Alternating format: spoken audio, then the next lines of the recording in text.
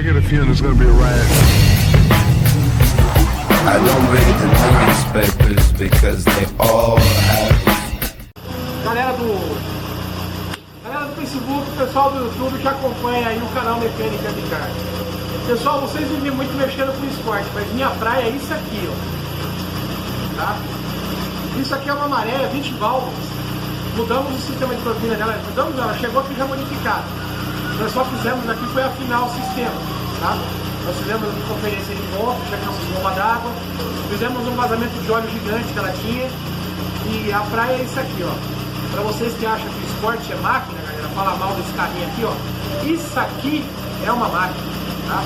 Deixa eu mostrar pra vocês aqui só como é que tá aqui, ó. Cadê?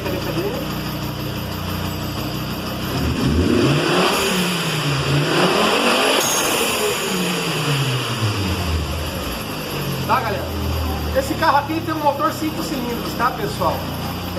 A nossa segunda etapa de manutenção aqui, está ouvindo esse barulho, dá a impressão que é biela, mas isso aqui na verdade é rolamento de embreagem. Ela usa uma embreagem de cerâmica, tá, galera?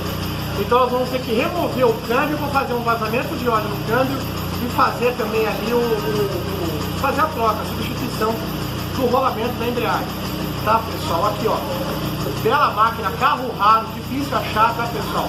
São 150 modelos desse carro no mundo e os 150 deles estão no Brasil, tá? Foi um modelo desenvolvido para cá. Essa barulheira que se ouve aqui, que já falaram por dentro do carro, que era motor batendo, não é nada disso. Isso aqui você pisa na embreagem e o barulho do motor some, tá, galera? É o rolamento de embreagem que está batendo ali, ok? Então ela já está quase pronta para ser entregue. Eu vou ligar para ele, vou comunicar que tem um vazamento grande, ele queria viajar com esse carro agora na sexta-feira, mas não vai ser possível, o câmbio dele está vazando, e está vazando muito. E é na união da carcaça do câmbio ali ou de lado. Galera, vai tacar maréia 2.0, 20 válvulas curva, ok?